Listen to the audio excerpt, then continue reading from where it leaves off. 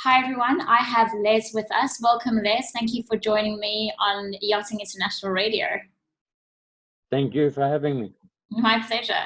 So just to give a bit of background on how we met in jail. We weren't in custody serving time per se, but we were actually doing our therapeutic treatments in jail, where we offered our services to the inmates at the time, the men in custody. And Les's background is he's from Meth Anonymous, is that right? And Recovery Australia or Sydney? Yeah, I've used Crystal Meth Anonymous. Under the 12 steps, I don't speak for them. I speak for me as a normal person. Yes. But I can speak for Sydney Recovery and Exodus Foundation where I work. Okay, fantastic. So can you tell us a bit about meth? Because from my experience working with the prisoners, I've obviously seen the effects firsthand. And I've also been told by a client that we both know, Miles, who said that it was like claws going into you and it doesn't let go. It's just got such a deep hold onto you. Yeah, I think we all have different experience. Mine was I'd been a millionaire. I was living in Perth at the time. I had 10 years clean time prior to that. I had a chain of ladies' boutiques in Perth and a steel import business. When GST came in, I lost a lot. Ended up going bankrupt. I went bankrupt for $1.5 million, which is mainly paper money through shopping centre leases. But I also lost a house in Coogee in Perth, a 4-bedroom house with a heated swimming pool, and I ended up on the streets. I went back to my normal job as an electrician. I couldn't really succeed at that. But in the meantime, I ran into a young girl who used to shop in my shops. She was using crystal meth, and I decided I'd have a go. I was 49 at the time. I'd never injected before in my life. And I did. I picked it up and I ran with it for about 6 or 7 years. Wow. So what happened to your life around you once you started using? I had a psychologist once in jail said that I hated the world and I hated everyone, including myself. And that was probably true. I didn't really care. I'd given up on society. I thought society had given up on me. So, because I'd had a lot of losses in losing my business. I also lost my last partner and a young child. I have a lot of kids. So I had 6 kids to a lot of different women. But anyway, that's another story. But I lost a lot. Ended up on my own. Crystal meth. I was starting to have a breathing problem at the time. I got emphysema. Crystal meth seemed to improve my breathing, gave me insight.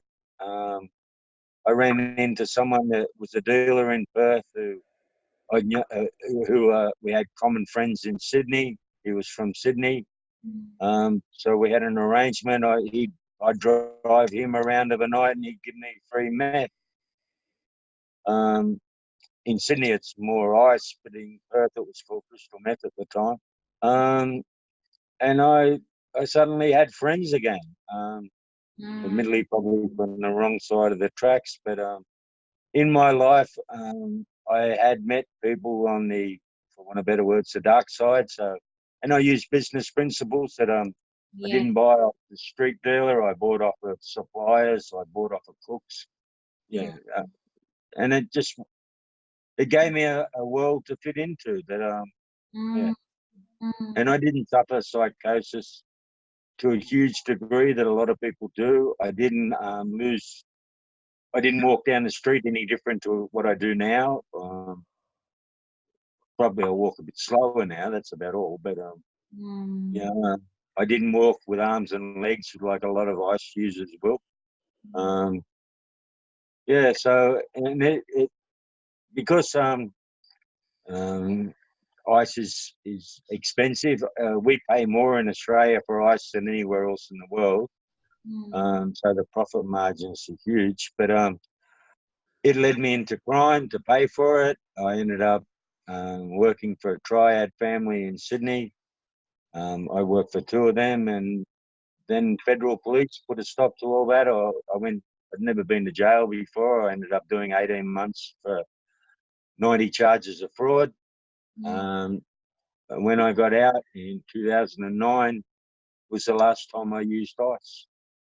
I haven't used it since. Yeah. So what intervention strategy did you have in place? Because it's very difficult just to go cold turkey on it. Well, I've got now 7 years of total drug and alcohol free, and that's through choice. It's nothing else. But I'd met along the way a psychologist in Sydney, Carlos, and I rang him up and I said he knew me from an alias when I was on the run from the police in Sydney in a homeless men's shelter. And I told him I wanted to get clean. He said, fine. We put a date together, which was the 16th of January. He then said to me which detox to go to. I went to that. He then told me to go to a rehab called Foundation House, which I did. And he also was associated with a halfway program called Burke Street. And I went there for 9 months. And in that time, I learned to find me. I started to get rid of the stigma associated with being a drug user, someone who'd lost everything, who'd become homeless, who'd been to jail. And in starting to love me, I was able to embrace my life for the good and bad that it's been, and things came back into my life. I've been overseas twice. I just got dumped by a lady in Hong Kong, but I regained relationships. My kids are back. I've got 6 kids, 13 grandkids, half a dozen great grandkids. All bar one of them are in my life. Wow. I'm responsible now. In part of my job at Exodus, I sometimes have to get the police and they'll say, "What's your name?" And because I'm the reporting person, and I think I've been looked up more times than anyone else. But I don't have any. I tell them, when you look me up, I've got porn. But this is who I am now, and that's all that matters. So in my job, I try and help other people to face the realities of their life, and then that helps get rid of the stigma associated with whatever problem you've got. Yeah. So I know with working with the prisoners, there's a lot of shame and guilt, and it's like the cycle of abuse, and then you use more to cover the shame and guilt, and then you feel more shame and guilt, and it's just this ongoing pattern that you immerse yourself in. If someone's And also with the cycle of change, you need to have an awareness that you need to change as well as a willingness to change. So got the awareness and willingness, but you don't know where to begin. What would your suggestion be? I asked a prisoner a couple of weeks ago that I was helping. I said, has anyone really asked you what you want to be in your life? And he sat back and he said, well, I did a fork truck driver's license in jail. And I said, yeah, but I can't see you being a fork truck driver. The guy was quite intelligent. Not that fork truck drivers aren't intelligent, but I just thought there was more to this man. He's in his late 40s, early 50s. He'd never been asked since school what he wanted to be. And I went back to school after I got clean. I went back and did Cert 3, 4 and diploma in community service. And people were amazed that I went back later in life. And I keep telling people that there's no beginning and end to when you could go and get retrained or become who you want to be. There's no pathway. As people that suffer mental health are the same thing. We had one guy that used to come and see me at Exodus. He was suffering severe depression. And I said to him one day, I said, half of your problems would probably go away if you got a job. And he said, that might help. A bit of money in my pocket. And I said, yeah, a bit of money in your pocket gives you back some dignity. You don't be wanting us to give you a takeaway meal every Sunday. Anyway, he over a period of time, he went and got a job. Turned out his father was quite well off. And his father, while this person was suffering mental health, was quite willing to leave this gentleman run his own race. When he saw that his son was actually getting his life back together and had got a job and was living in a boarding house, his father then bought him a unit in Canberra.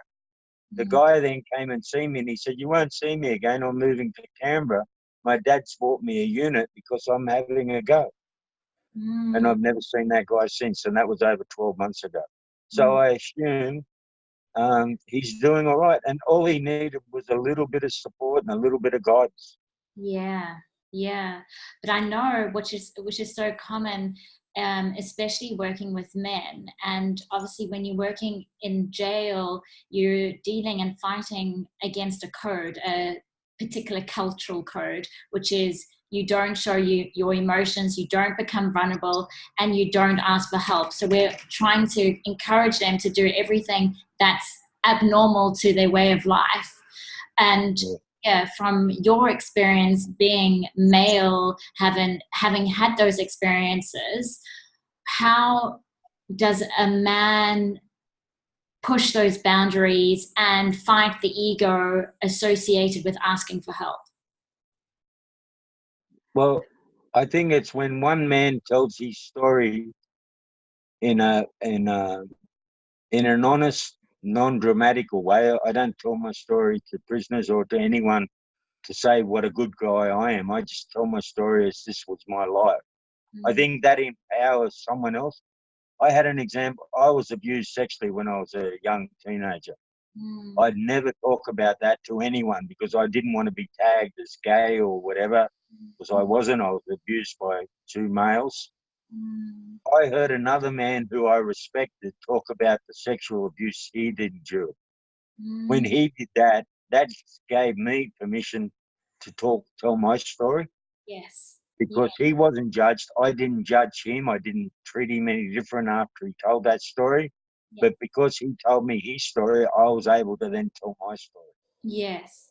And I think that's the power of talking. And when you're in a group and you're a setting that's safe and you know that whatever is said in the room stays in the room, then it allows you to open up and accept yourself and accept others. And it normalizes the behavioral experiences that people went through in their past. Yeah, and that goes with ISIS, especially with the ads ran on TV where it demonizes a drug.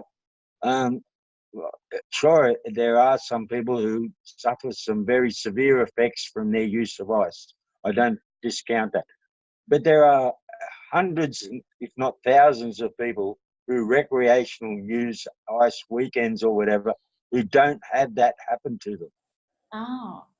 So that's what I find so fascinating, because I know the prisoners tell me like their lawyers that come in and see them, they're on ice, the judges are on ice, like, and they're functioning ice addicts. But because it's such an addictive drug, I'm just amazed on how you can not spiral out of control. Well, one of the night, you probably remember from your time in Sydney, Oxford Street on a Friday, Saturday nights full of people partying.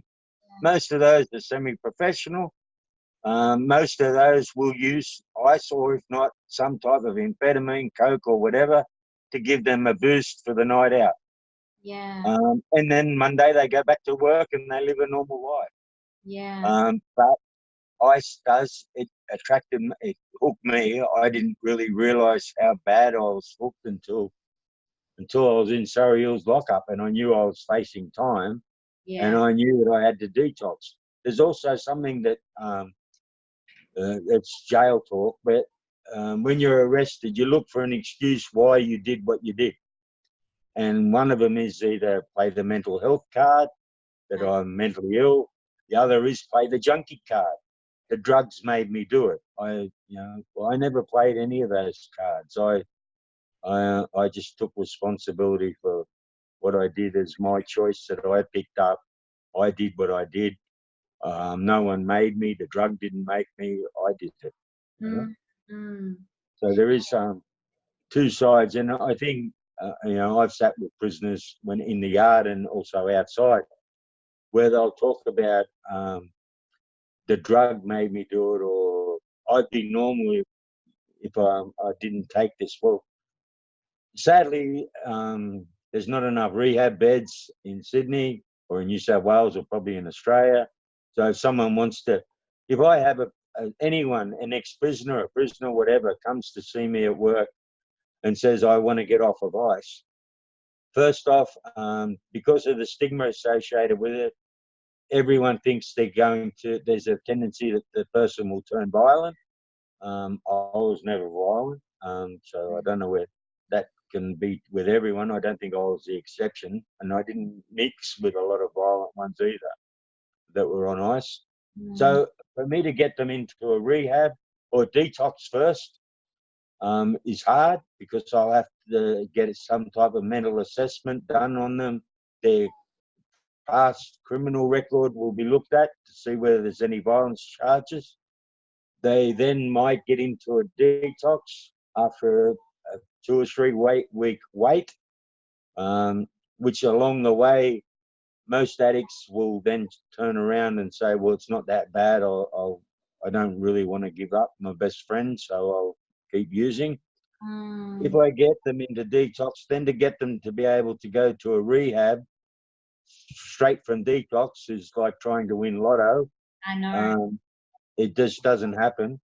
I waited 2 weeks between detox to get into rehab, but I had the support of a psychologist. Not everyone has that. So they drop off. It becomes too hard. Yeah. Even with private health insurance, it's not a walk-in, walk-out situation. Yeah.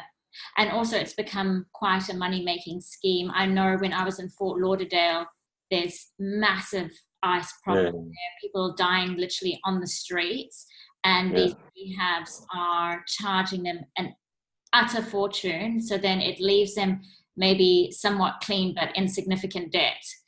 And that's not helpful. So that's why I left New South Wales to work in Victoria in a facility that had all the resources in jail. So university, as well, TAFE, we call it in Australia, and the hospital, everything was inside the jail, so we could better support them so they don't fall through the gaps.